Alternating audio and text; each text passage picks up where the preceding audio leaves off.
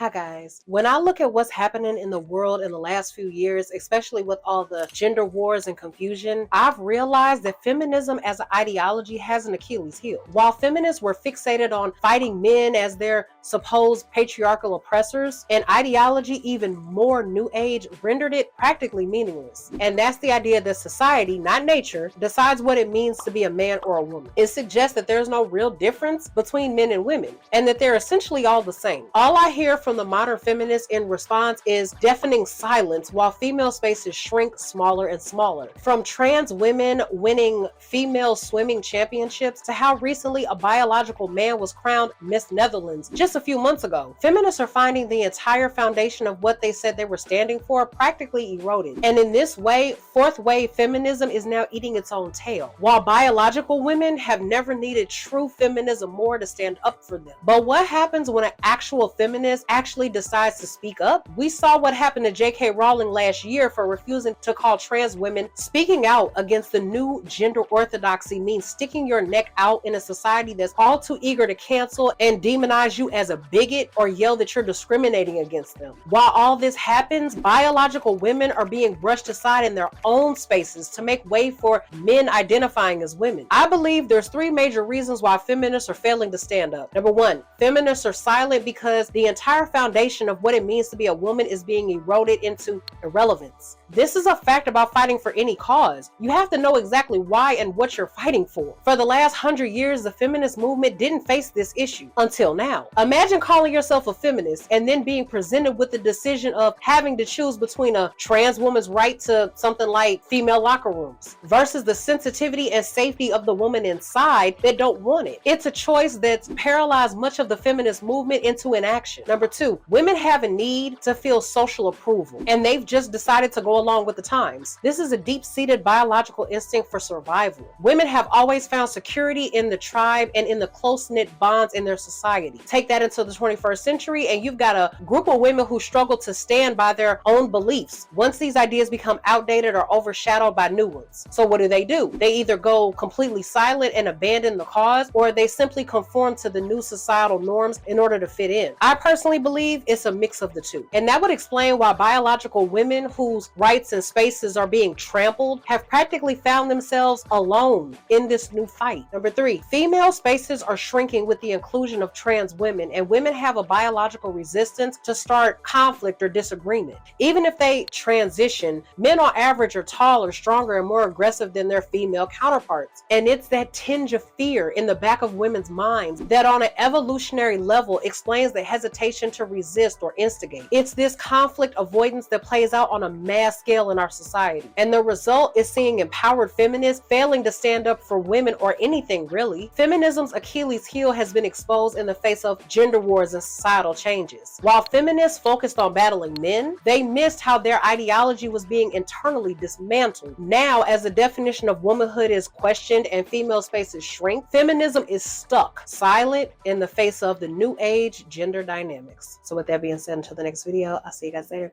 Bye.